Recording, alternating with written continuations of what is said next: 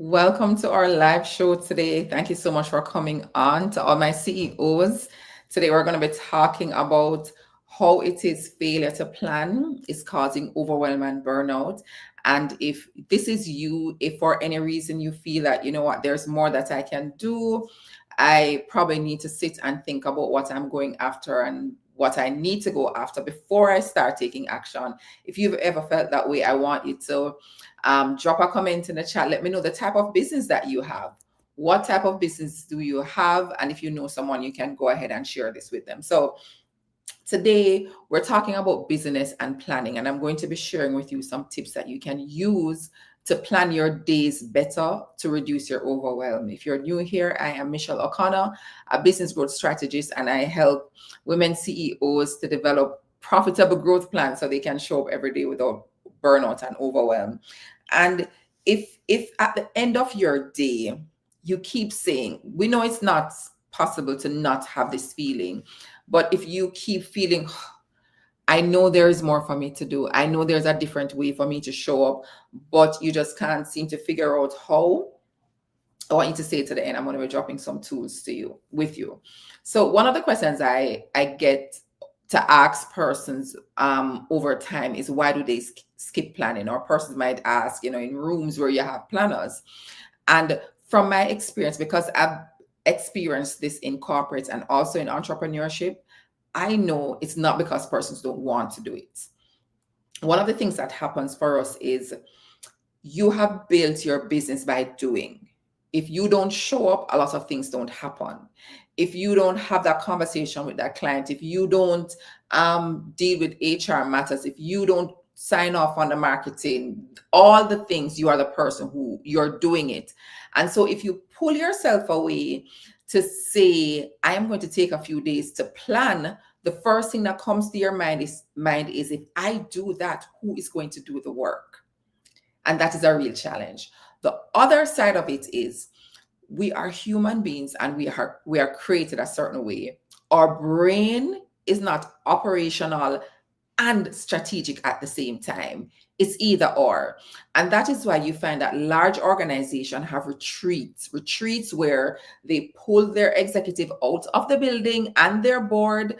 They go to a remote location, they go to a resort, they book an event space, they take them outside of the office and they sit and talk and discuss matters about the future of their business. Because it's natural that if you're in the physical space, if you're at work and you're doing work, you're thinking operational, and it's very hard to pull you away and get your brain focused on strategic matters. So it's not you. So if large organizations are doing that and they have to do it that way, imagine you, where you probably are the deciding factor in your business, you're making the decisions. It is hard. So don't beat yourself up too much. That is why I'm here. That is why we're here having this conversation. Making decisions about your business and making the time to plan, that can be challenging. The other thing that I have observed is, when you think about growing more, or you think about taking your business to the next level, the natural place that our brain goes to is, I need to do more. And that is because of how you built your business. You've built your business by doing. You've laid this block, you lay another block, and you've continued to lay blocks. And you're thinking, if I'm to go here, I need to do more. When you have grown your business and it's profitable, a lot of times you get to sit back and think about the systems. You get to think about the processes. You get to think about how your business is structured, because sometimes it's not about doing more, it's just showing up more efficiently. And I shared this in a newsletter yesterday. I'll probably drop the link below this video. I had a client that I was working with, and I remember when she shared her profit target with me, we worked through the numbers about where she was at the moment. Let's set the baseline. And when we looked at all the clients that she was seeing and the revenue that she was generating, I said to her, do you know that you've already met this revenue target? But she wasn't feeling it. And she wasn't feeling it. It was a structure problem. The cost was eating away at it. Literally, her energy was so drained because of how hard she's working. She didn't have time to sit and reflect. Her accountant wasn't giving her the financials on time. She didn't have time to ask for them. She just wanted to know she's able to pay her bills and she's living her same life. She's not in debt and it was okay. However, when you get to that place where you're thinking of what's the next level for my business, and you've also realized that the way I've shown up and the way I've worked hard over the past 17 years or 20 years, I can't work like that anymore. It's time to sit and look. Let's look at all your business operations. Let's look at your people. Are they empowered? There are so many things. We're going to get into some of those. I don't want to jump ahead of it. And when we get to that place where we're thinking about the next level, ask yourself why. Another thing I want you to remember is I shared this earlier. Large organizations are doing this. They take the time to retreat for a reason. If you continue to just work on operational stuff right now, it means that that's what you're going to be doing every day, because the future is going to catch up on you and you don't want to have to be playing catch up all the time. If you don't sit and plan, if you don't sit and work through what your next goals are for next month, for January, that should be done right now. In January, you're going to be playing catch up and you're always going to find yourself spinning and running and trying to out the next file. But if you sit and think about it, you have a baseline, and it's not that it's perfect. It's not that things are always going to be happening that way. However, when you have a plan in times of catastrophic events or in times of downturn of the economy, you can look at the plan that you have and you can ask yourself, do I still continue this way or do I need to make a turn? So that's something that you want to think of as you go along. Now, when you build a structure and you build a plan, your decision-making process slows down and you're able to take action quicker. When you have a plan, and I'm using a simple example, say you decide that you're going to the gym and the night before going to the gym, you take your clothes out. When that happens, when you wake in the morning, it's not, what am I wearing? Which part of my body am I working out? What goes with this? That's time. And if you think about how many decisions we make in a day for our businesses, if every time you're to make a decision, you have to work through, every time you're supposed to take action, you have to work through the decision-making process of it. It is slowing you down even more and you're taking a longer time. And that is why when your days ended, you feel so depleted because you have decisions and you're taking action at the same time, and that really doesn't work. So I want to share with you some practical tips on how it is that you can show up differently. The first thing I want you to do is structure your business around your life as well. Integrate the two. Why am I saying this? Oftentimes we neglect that we have a life. We operate that it's just it's just a business alone. So if you know you have obligations in the morning, say you have to get the kids ready for school, or you're on breakfast duty, or you go to the gym, whatever your obligations are before you start working, factor that into your day. Whether it is you need to wake up a little bit more early or you need to wake up earlier, whatever those things are, you need to start meal prep from the night before, factor that into your day. Because not doing it, and I can give you a real life example. Like this morning, I went to the gym, 5:45 as usual. I came home, made breakfast. I also found some way to bake a banana bread. Had breakfast, got ready. I joined a 10 o'clock training before I came onto this live at 11. I knew I had all of those things that I was going to do this morning. And so, well, not the banana bread, but, and so I knew what I was wearing to the gym. I knew what I was going to put on for the live. So everything was so laid out that I could just take action and not try and decide what to do. I knew I needed to take some breathing time before my 10 o'clock training and even after my 10 o'clock training so I can show up here. It's the same thing for your business. You want to make sure that when I think about my life and I think about the obligations I have, I'm structuring my day accordingly. Maybe you have to leave at 2 or 1 and pick your child up from school. That interrupts your flow. So maybe you want to ensure that your activities your most difficult activities are done earlier. So by the time you leave to do your pickup, it's not throwing you off. I hope I'm making sense. If you're joining, let me know what business you have. And also, if you have any questions, please go ahead and drop them in the chat as well. Develop that. So you want to develop that ideal structure that works for you. Don't just see somebody else and see how they're operating and say, I want to be like them. You don't know their support system. Maybe they have a house manager. Maybe they have a driver. Maybe they don't live with their parents. They're not caregivers. There are so many things. Maybe they have a large team. Your team might be smaller. And this goes for regardless if you have a team or not, because I can tell you, like the client I spoke about yesterday, she has a team. But what was happening, because her personal life wasn't structured, integrating her business, both of them kept clashing. And we don't say no to our families. It's it's easier to ask for forgiveness with our business. We say yes to our families a lot, and then sometimes we're feeling guilty, and we take that guilt, and how that guilt is manifested at work is through frustration. We don't have time to talk to the people at work. Why don't they know? They should know. You know, we bring that energy into the office. So you want to ensure that that is not a thing for you. The other thing that that you want to do per week, have CEO time. Have some time where you are the CEO. You're sitting down, you're looking at your numbers. I have a video that I'm going to share. I posted it on YouTube.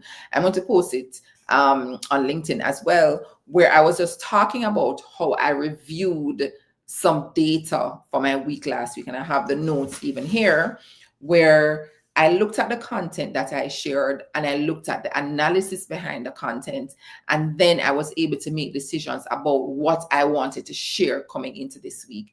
Do that for your business. Look at your products and your services. What were your sales? So that's financial. You want to look at if you're showing up on social media, what are the numbers telling you? What do people like? What don't they like?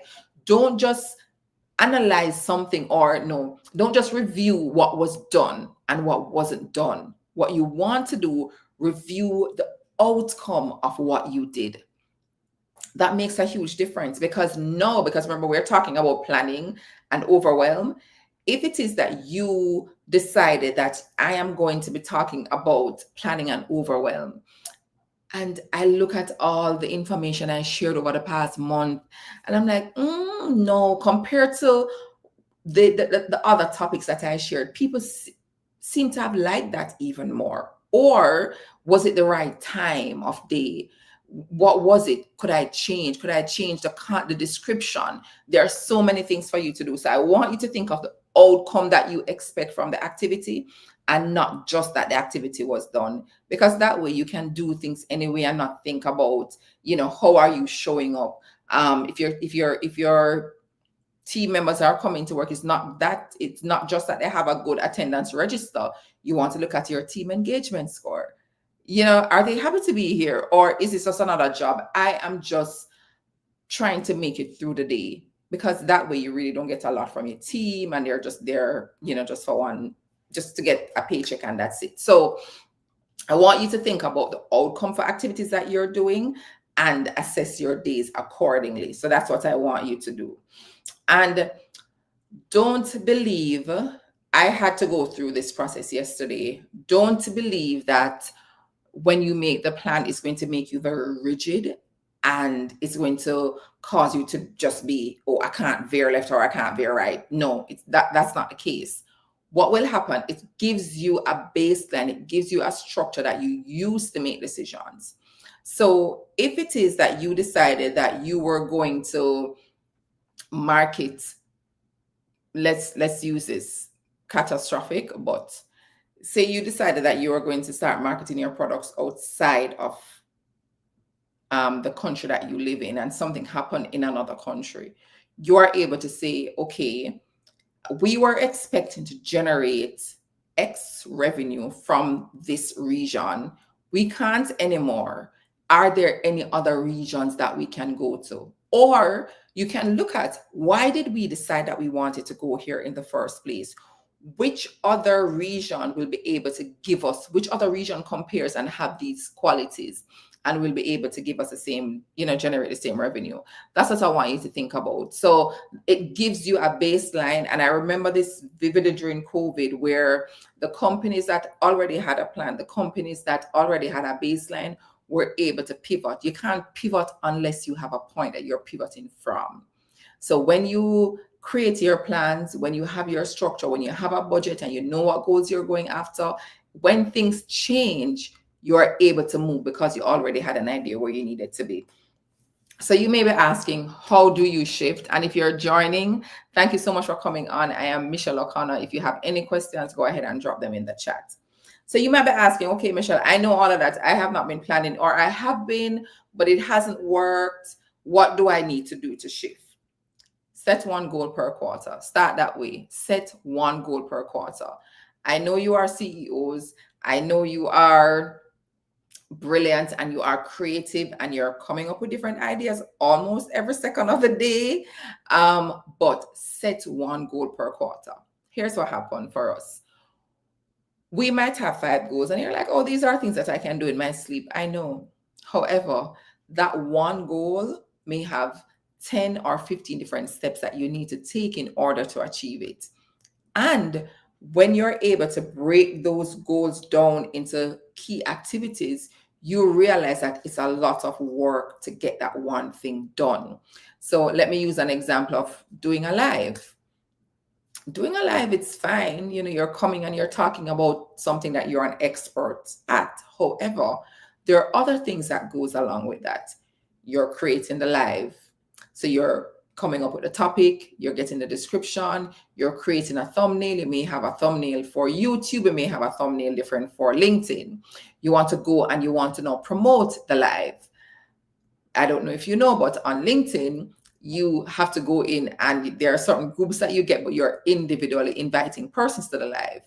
That's a part of marketing. The other marketing that you may want to do, if you have a mailing list, let me send an email to my mailing list, inviting them to join me on the live. Let me do a promotion on LinkedIn, whether I'm doing a newsletter or I'm doing a post or I'm doing a short video. All of these marketing things, you're also thinking about the content that you're sharing, and you're copying the link and you're sending the link to other places. This is just for the live. That's 6 activities that I'm already talking about. All the goals that you have for your business is the very same way you want to think about it. When you are able to write it down, when you are able to document it, you're able to see who is responsible for this. And even if you don't have the roles as yet, I encourage you to write it down that way, because what it does, when you think about your business over a longer period of time, you're able to see all the marketing activities that you might be taking on for yourself. And in the future, you may want to outsource that or hire someone on your team to do it. So set that one goal. First, set the goal. Once you set that goal, break that goal down into smaller activities. If after you've done that, you're like, oh, we have capacity, go right ahead with goal number 2. But I want you to document it in smaller activities. Assign somebody who is responsible. Name the role, name the person if they're on your team. If you don't have the person on your team, put a role beside it. What does that do? What that does is it shows you at the end of the day, I have a lot of activities here for a salesperson. Maybe I do need to hire a salesperson. Maybe I need to hire a salesperson on commission. Or I do have a lot of marketing activities that I'm taking on. Maybe I need to outsource my marketing. When you do it that way, when you hire somebody, you are very clear what you're asking them to do. So often what I found with persons is they hire a role because naturally that's on the org chart, depending on the area that you're in. So if you're a doctor, let me use doctor as an example because that's what we're talking about. You probably need a nurse, you need an admin, you need an office manager. But you are able to look at your business and look at all the work that you have to do. And you're saying, okay, maybe I don't need 2 separate roles. Maybe the person I am getting to be the receptionist could also be in charge of marketing. So I can look to see if those skills exist Maybe the person come with the marketing skill and I'm asking them to do the admin. I can give them some training. You're able to assess your business based on how it is set up. You don't need to just take an org chart that existed before or an org chart that works for somebody else. No, you can create the one that you want for your business and you show up that way. So once you define the resources, you are now, once you execute, so remember, you're setting your goal, you're breaking them down in detail activities, you're assigning accountability so you're able to assess the resource and time constraints, if any, and you're going to be reviewing what you're doing on a monthly and a quarterly basis. Guys, this is important and this is a gem. We execute on activities and we succeed and we say, yay, it worked, let's do it again. We execute and it fail. No, we're not going to do it again. Both of them require review, and here is why. And I'm going to use an example of me being in a coaching program.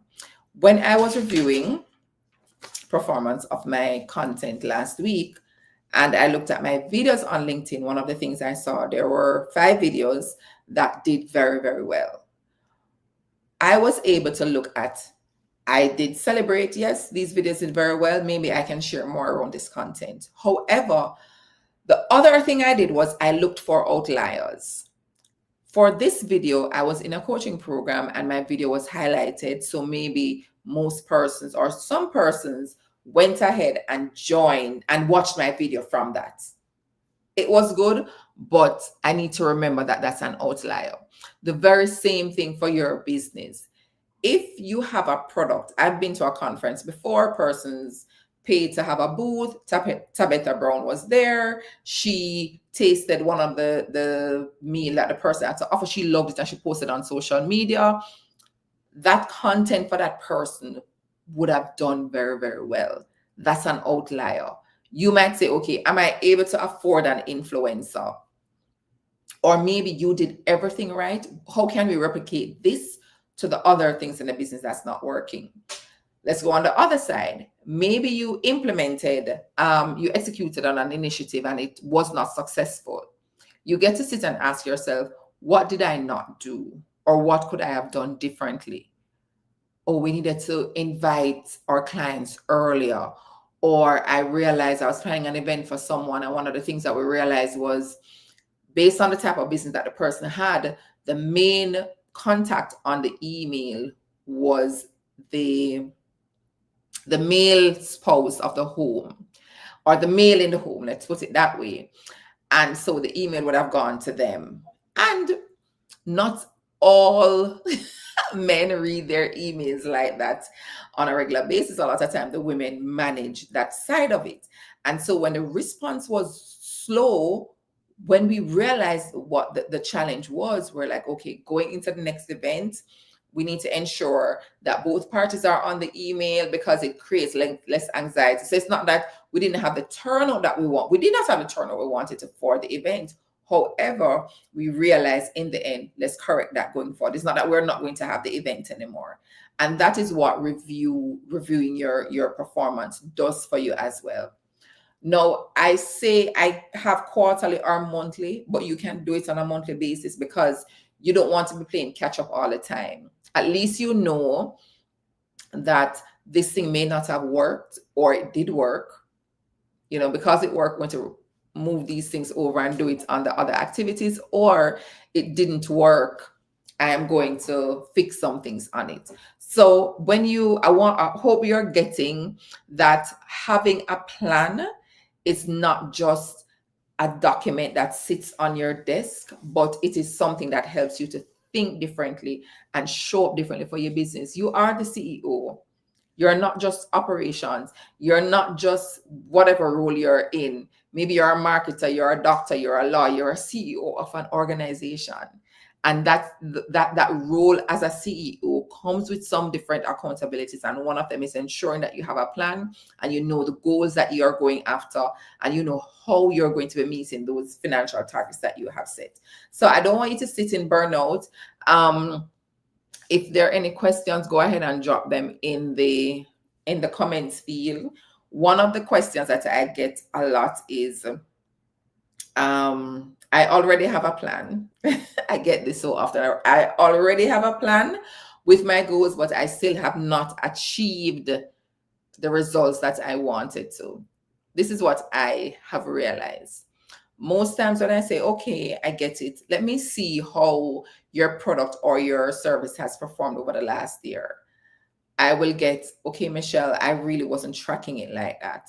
Or let me see the activities that you have done. Or I'm asking about the numbers because that's what helps to make the decision. So what I have realized is you may have the plan, but the execution piece is missing. So when I talk about planning, I'm really talking about the full gamut of it. It's the plan, it's the action items, it's implementing and it's executing. All of those pieces work together to help you to have this full view of your business.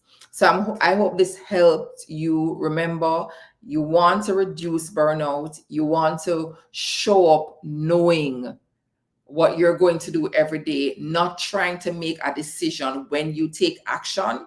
That is where your plan comes in. That is where the execution of your business makes sense. And if you want to learn more about that, one of the other things people say is, I don't have the time. No, if you don't have the time, I want to know, what does time mean for you? And also, can 50 minutes per day help you? Because what I've organized is a 30-day business growth challenge that I'm going to be starting on Monday, where every day we're going to be showing up for maybe 15 minutes, identifying one thing that we're going after, identify one goal that we want to take towards building our business for next year, so you can enjoy your Christmas knowing that January's action items have already been agreed on, and take action accordingly. So I'm going to be dropping the link in the chat, and I'm inviting you to come on over and join us. I do believe that there is value in, just helping persons develop that plan more than ever. Going into 2026 is going to be important that you're clear on your goals. There are a lot of conversations happening about AI, and I am in some of those groups. And one of the things I had to say to persons is, you want to know what your business goals are first, because you can get really sucked in to this AI conversation to the point where you're not even sure, like, what am I doing? Like, why am I here? I'm trying all of these AI tools and I still feel very confused. And you don't want that to happen. But when you're clear about the goals that you're going after, what AI tool can help me to do this? I remember in corporate, I did a lot of presentation and I did not like doing presentations. All because I really thought my manager was more creative than I was, and I was a little, you know. But I now have perplexity, and all I need to do is drop in words what I want from perplexity, describe it to perplexity, and it just gives me back a beautiful presentation. Maybe onboarding of clients is a challenge for you. Maybe automating your content is a challenge, but you won't know what's a challenge for you unless you create your plan. So it all comes back to that. So we're going to be doing the 30 days. So I'm dropping the link here, and I'm looking forward to you joining us. As I said, we're going to be spending just 15 minutes every day. And I learned this from a client I had previously, where she only had 10 minutes and we would meet 10 minutes twice per week. And that's all she could do. She was just like, Michelle, this 10 minutes is like golden. So maybe you only have 15 minutes. I want to equip you with the necessary tools that's needed to step into 2026 in a very structured way, because I know there's a different way to do it. And you often see these large organizations and you believe that they have a magic wand that they're using. No, they don't. They sit and they work things through.